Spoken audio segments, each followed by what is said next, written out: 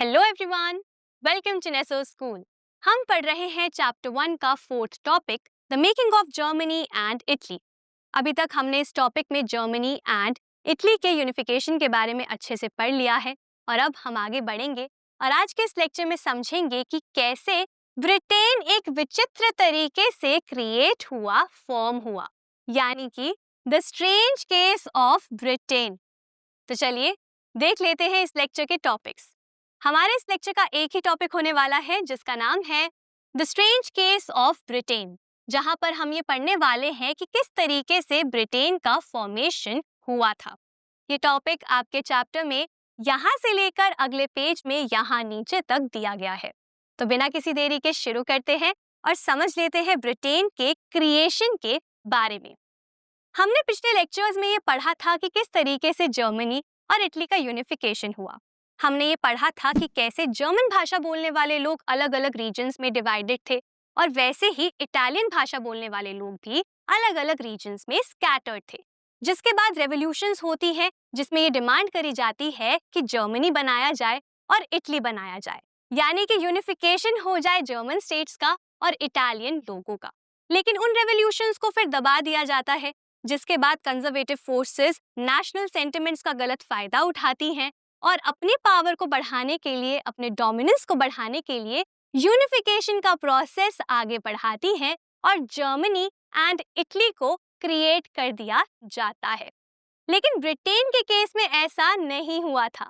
Britain का case Germany और Italy से बहुत ज्यादा डिफरेंट है, क्योंकि ब्रिटेन उस समय एग्जिस्ट नहीं करता था और साथ ही साथ ब्रिटिश भाषा बोलने वाले लोग या ब्रिटिश आइडेंटिटी के लोग एग्जिस्ट नहीं किया करते थे।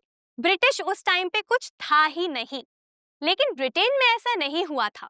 ब्रिटेन का केस जर्मनी और इटली से काफी ज्यादा अलग था, क्योंकि उस समय ब्रिटिश आइडेंटिटी के लोग ही नहीं थे जिनको यूनिफाई करने के लिए रेवोल्यूशन किया जाता। उस समय डिफरेंट आइडेंटिटीज के लोगों को साथ में लाया गया, यूनिफाई किया गया और एक नेशन स्टेट को क्रिएट किया गया। इसीलिए ब्रिटेन का केस काफी ज्यादा स्ट्रेंज भी माना जाता है।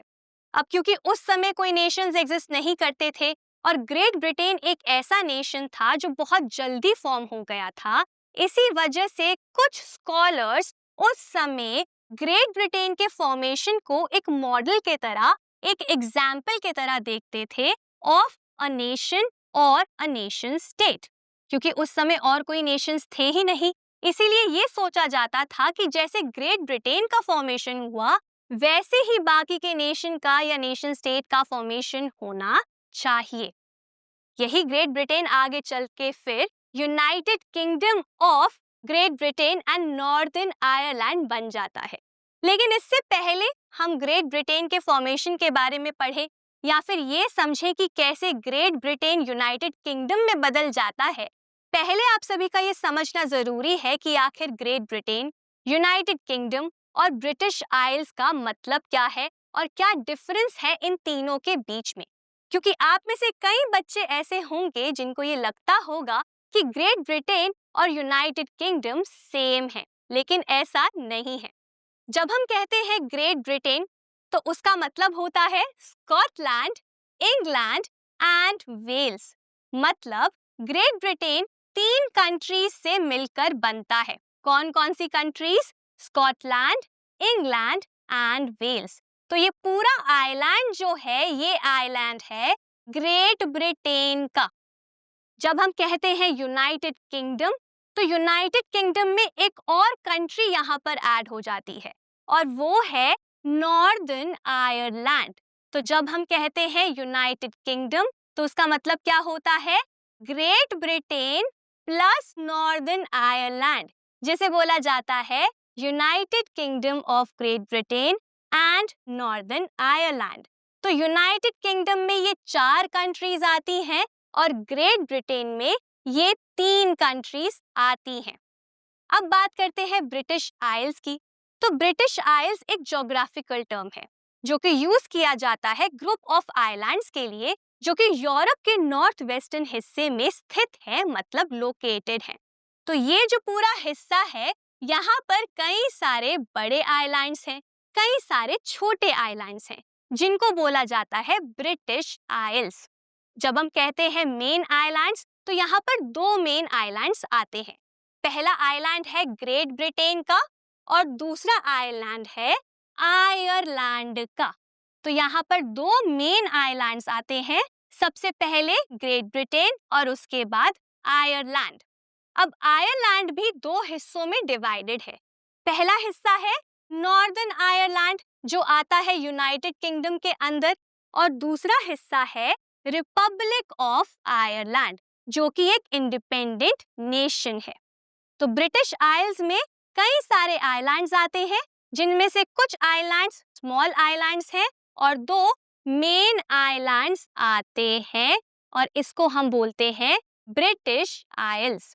अब आई होप आप सभी को ये समझ में आ चुका होगा कि ग्रेट ब्रिटेन और यूनाइटेड किंगडम में क्या डिफरेंस है और आखिर ब्रिटिश आइल्स का मतलब क्या होता है।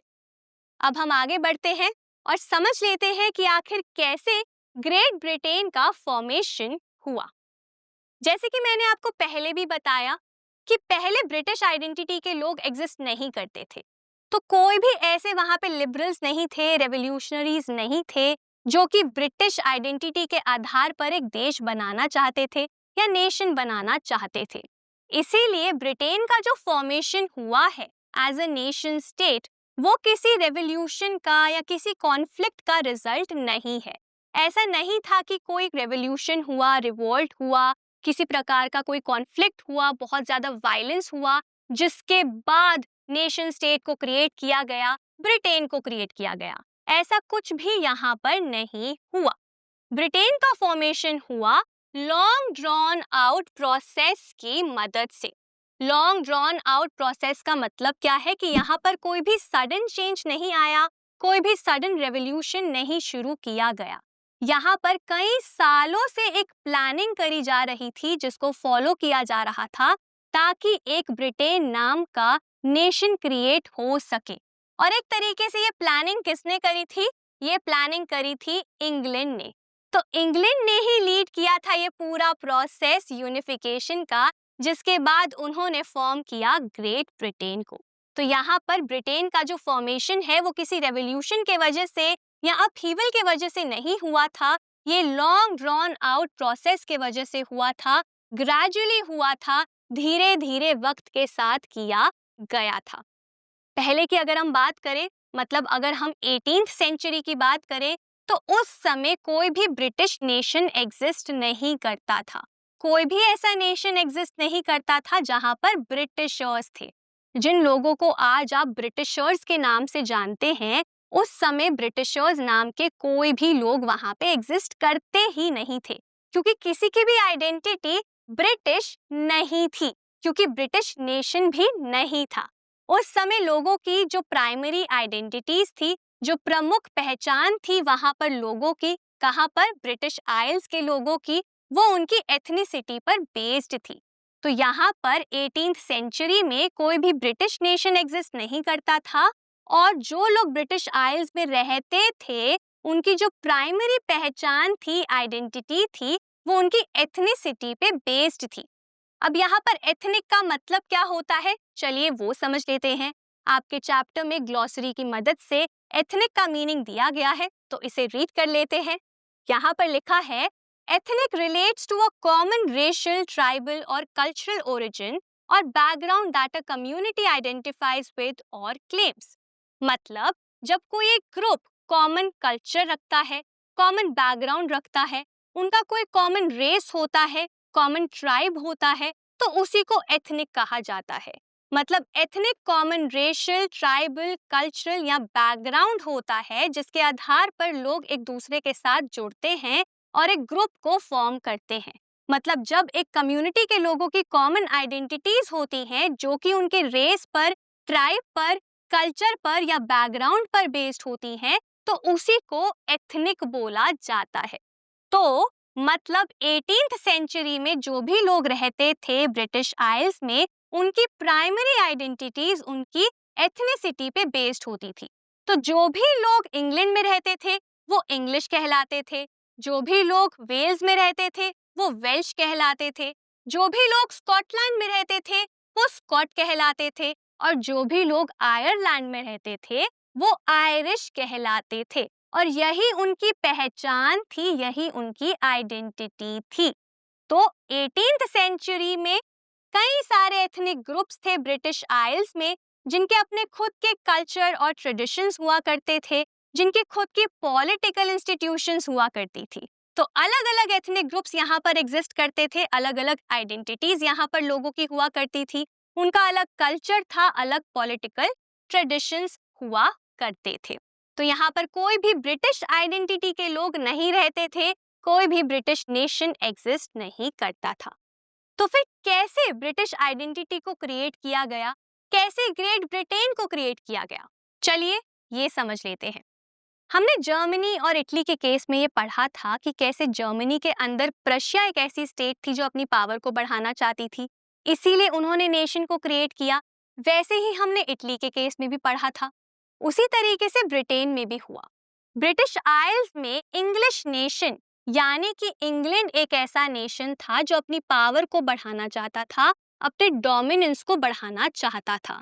ये एक नेशन क्यों था? क्योंकि यहाँ पर कॉमन आइडेंटिटी के लोग रहते थे और यहाँ पर पॉलिटिकली भी देखा जाए तो डेमोक्रेसी के वैल्यूज थोड़े थोड़े आ चुके थे, यहाँ पर पार्लियामेंट का फॉर्मेशन हो चुका था। तो अब इंग्लैंड चाहता था कि उनकी पावर बढ़े, उनका डोमिनेंस बढ़े और इस समय तक वो ऑलरेडी काफी ज्यादा वेल्दी बन चुके थे, इम्पोर्टेंट बन चुके थे और पावरफुल बन चुके थे। कैसे? इंडस्ट्रियल रेवोल्यूशन के वजह से। इंडस्ट्रियल रेवोल्यूशन इंग्लैंड में आ चुकी थी जिसके वजह से यहाँ पर काफी ज्यादा पैसे आ चुके थे, इंग्लैंड वेल्दी बन चुका था, अमीर बन चुका था, काफी ज्यादा इंडस्ट्रीज यहाँ पे थी जिसके वजह से इंग्लैंड बहुत ज्यादा इम्पोर्टेंट और पावरफुल भी बन चुका था। और अब इंग्लैंड अपनी इसी वेल्थ का, इम्पोर्टेंस का और पावर का फायदा उठा रहा था प्रभावित करने के लिए बाकियों के नेशंस को जो कि आसपास लोकेटेड थे, यानी स्कॉटलैंड, वेल्स और आयरलैंड। तो यहाँ पर अब इंग्लैंड क्या करता है? वो कोशिश करता है कि वो बाकी के नेशंस को इकट्ठा करे, यूनाइट करे और अपनी पावर को बढ़ाए एक नेशन स्टेट को क्रिएट करने के बाद।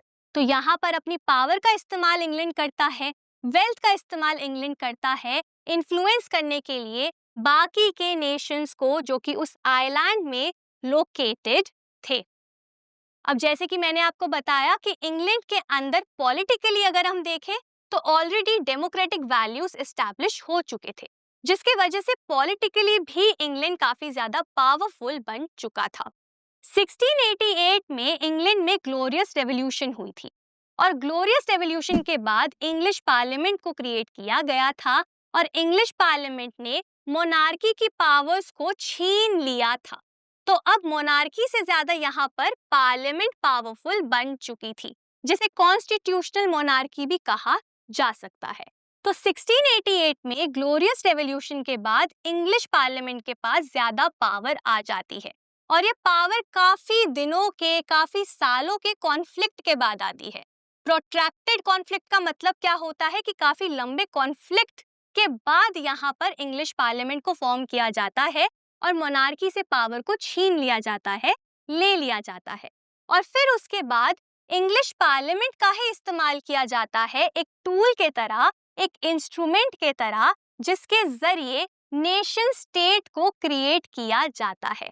तो यहाँ पर इंग्लैंड क्रिएट करता है ये नेशन स्टेट पार्लियामेंट की ही मदद से और साथ ही साथ अपनी पावर और वेल्थ की मदद से। और जब एक बार नेशन स्टेट क्रिएट हो जाता है तो उस नेशन स्टेट के बनने के बाद इंग्लैंड ही उसके सेंटर में रहता है, मतलब कि इंग्लैंड ही सबसे ज्यादा पावरफुल रहता है उस पूरे नेशन स्टेट के अंदर, क्योंकि यहाँ पर इंग्लैंड ने ही नेशन स्टेट क्रिएट किया होता है और अपने पार्लियामेंट का ही यहाँ पर इंस्ट्रूमेंट के तरह इस्तेमाल किया होता है। तो इसी तरीके से हम कह सकते हैं कि इंग्लैंड ने यानी कि इंग्लिश नेशन ने यहाँ पर यूनिफिकेशन किया ब्रिटिश देश का और ब्रिटेन नाम का एक नेशन स्टेट क्रिएट किया। अब उन्होंने ऐसा कैसे किया, चलिए ये समझ लेते हैं। सबसे पहले इंग्लैंड शुरुआत करता है वेल्स के साथ। वेल्स को काफी टाइम पहले ही इंग्लैंड अपने साथ मर्ज कर लेता है, तो वेल्स इंग्लैंड का पार्ट बहुत पहले बन जाता है। उसके बाद बचता है स्कॉटलैंड। अब स्कॉटलैंड को कैसे इंग्लैंड अपने साथ लेकर आता है, यूनाइट करता है? एक एक्ट ऑफ यूनियन के थ्रू। तो यहाँ पर 1707 में इंग्लैंड और स्कॉटलैंड के बीच में एक एक्ट ऑफ यूनियन को साइन किया जाता है। स्कॉटलैंड उस समय एक इंडिपेंडेंट किंगडम था, लेकिन प्रेशर के वजह से, इन्फ्लुएंस के वजह से, पावर के वजह से, लालच के वजह से वो इंग्लैंड के साथ इस एक्ट ऑफ यूनियन को साइन कर लेता है, जिसके बाद स्कॉटलैंड इंग्लैंड को ही ज्वाइन कर लेता है और एक यूनियन बन जाता है इंग्लैंड और स्कॉटलैंड का। अब यहाँ पर जब मैं इंग्लैंड बोल रही हूँ तो उससे मेरा मतलब है इंग्लैंड एंड वेल्स। तो यहाँ पर 1707 में इंग्लैंड और स्कॉटलैंड एक यूनियन में आ जाते हैं, जहाँ पर स्कॉटलैंड ज्वाइन कर लेता है इंग्लैंड को और फॉर्मेशन हो जाता है United kingdom of great Britain का। तो यहाँ पर 1707 में एक्ट ऑफ यूनियन के वजह से United kingdom of great Britain form हो जाता है। तो ग्रेट ब्रिटेन कब फॉर्म होता है? 1707 में। कैसे फॉर्म होता है? एक्ट ऑफ यूनियन की मदद से, जो कि इंग्लैंड और स्कॉटलैंड के बीच में किया जाता है, जहां पर स्कॉटलैंड ज्वाइन करता है इंग्लैंड को। तो अब आई होप आपको ये समझ में आ गया होगा कि कैसे ग्रेट ब्रिटेन का फॉर्मेशन हुआ। अब क्योंकि इंग्लैंड बहुत ज्यादा पावरफुल था, काफी ज्यादा इन्फ्लुएंशियल था, इसीलिए वो आसानी से अब अपनी बातों को इम्पोज कर रहा था, थोप रहा था स्कॉटलैंड के ऊपर।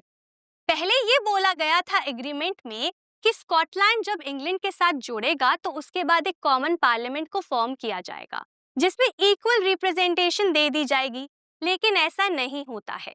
यहाँ पर जब इंग्लैंड और स्कॉटलैंड साथ में आ जाते हैं, ग्रेट ब्रिटेन फॉर्म हो जाता है, तो उसके बाद ब्रिटिश पार्लियामेंट को फॉर्म किया जाता है। लेकिन उस ब्रिटिश पार्लियामेंट के अंदर इंग्लिश मेंबर्स ज्यादा होते हैं, स्कॉटिश नहीं।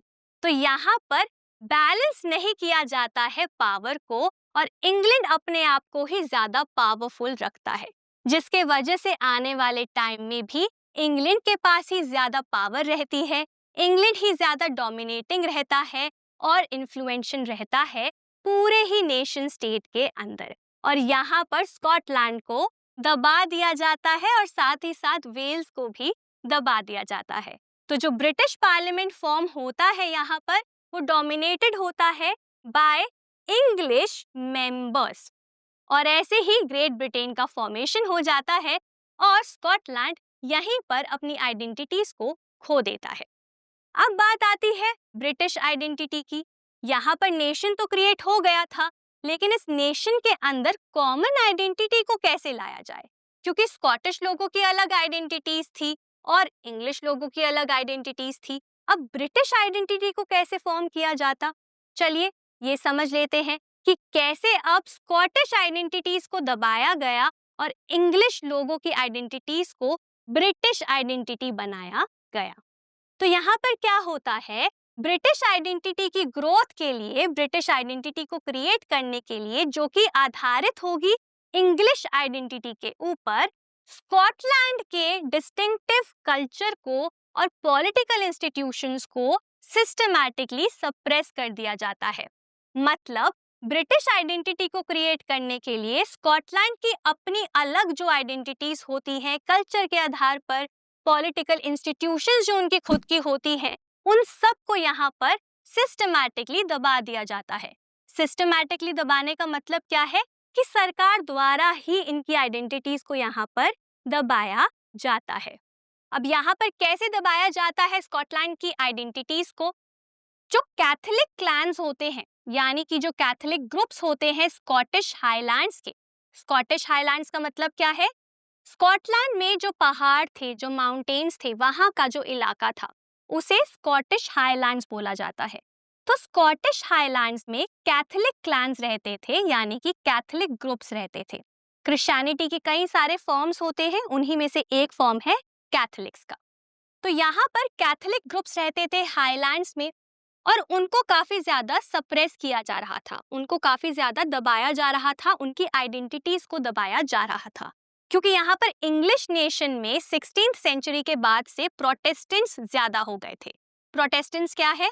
वो भी एक फॉर्म है क्रिश्चियनिटी का। तो यहाँ पर कैथोलिक्स को दबाया जा रहा था बाय दी प्रोटेस्टेंट्स, जो कि इंग्लिश नेशन से बिलोंग करते थे। कैसे सप्रेस किया जा रहा था इन्हें?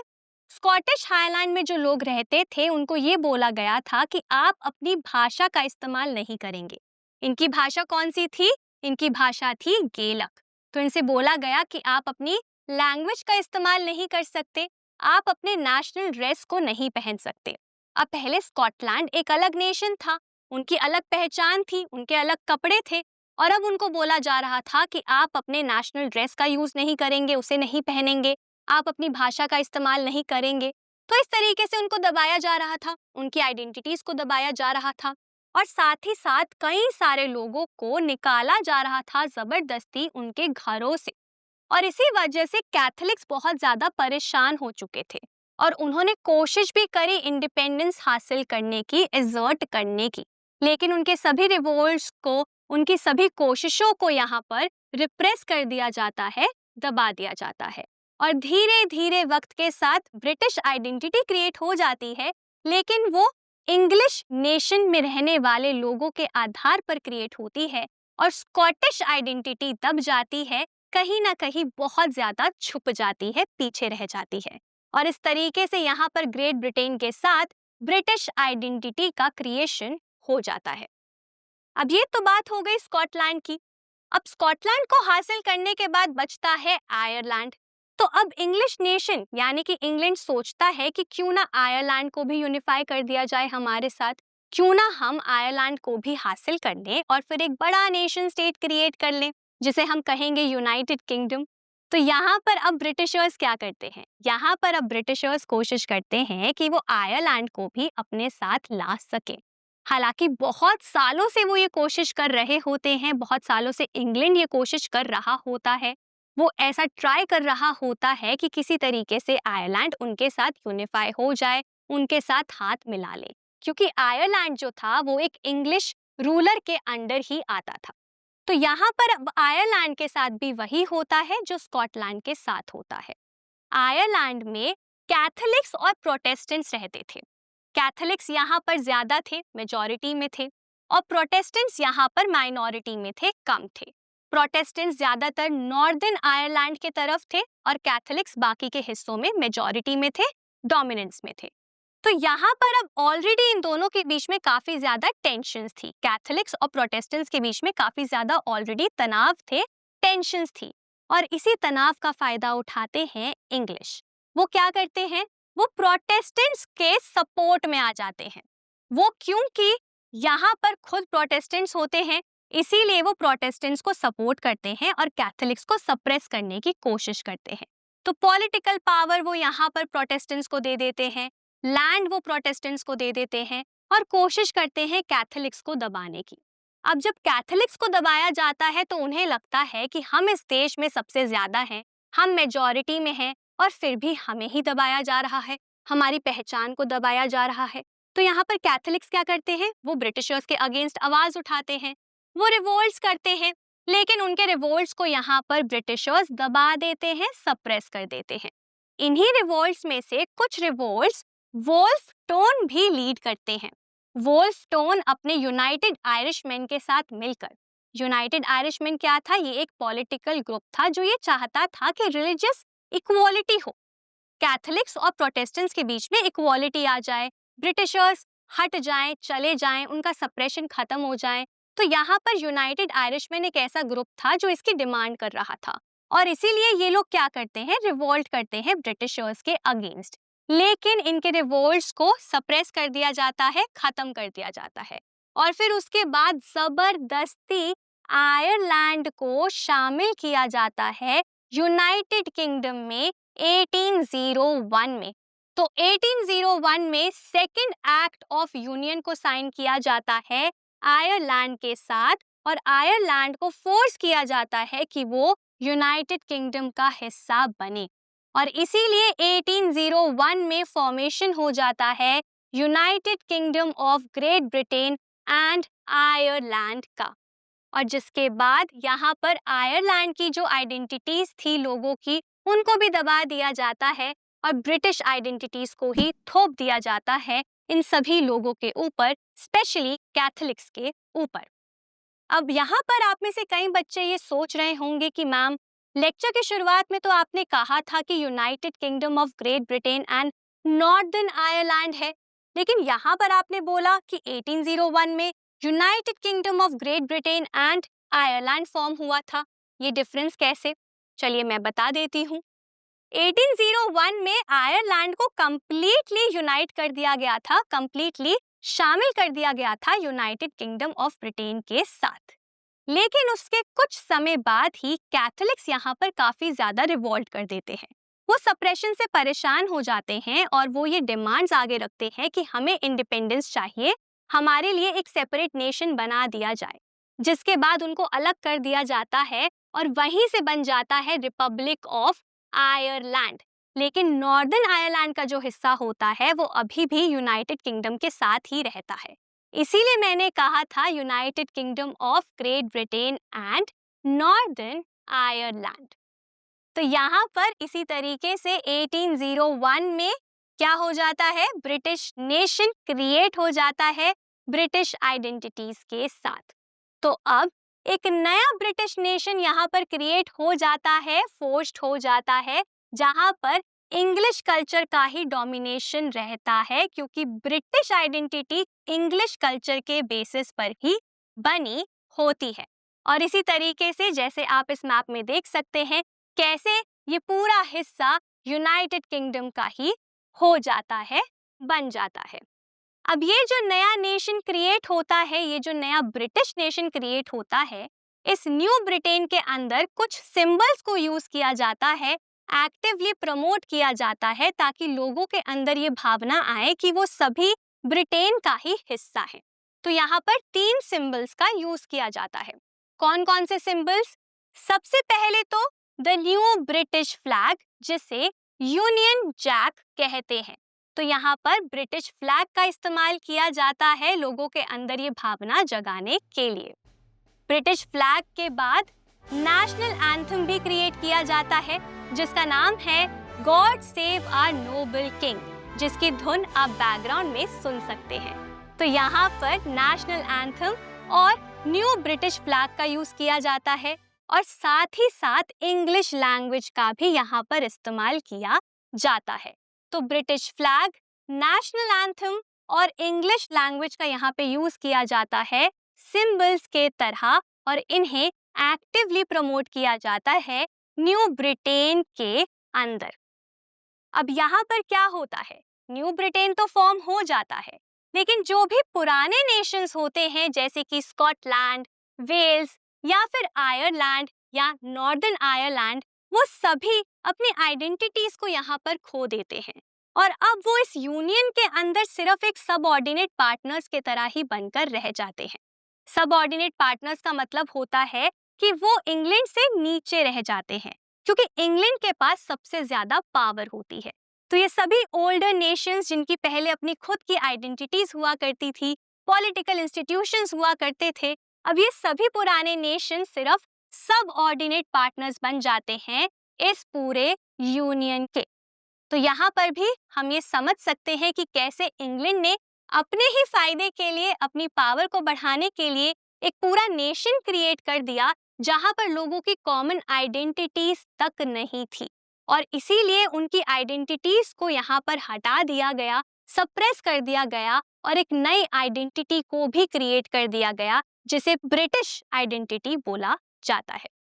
तो इसी के साथ यहाँ पर हमने ये समझ लिया है कि कैसे ग्रेट ब्रिटेन फॉर्म हुआ और कैसे उसके बाद यूनाइटेड किंगडम का फॉर्मेशन हुआ। तो इसी के साथ हमारा आज का ये टॉपिक, जिसका नाम था the strange case of Britain, यहीं पर खत्म होता है। आई होप आपको ये टॉपिक बहुत अच्छा लगा होगा और अच्छे से समझ भी आ गया होगा। इसी के साथ चैप्टर 1 का 4th टॉपिक हमारा यहीं पर खत्म होता है, जहां पर हमने ये समझ लिया कि कैसे जर्मनी, इटली और ब्रिटेन का फॉर्मेशन हुआ एक नेशन स्टेट के तरह। तो आज के लिए बस इतना ही। अब मैं मिलूंगी आपसे अगले लेक्चर में एक नए और इंटरेस्टिंग टॉपिक के साथ। Thank you.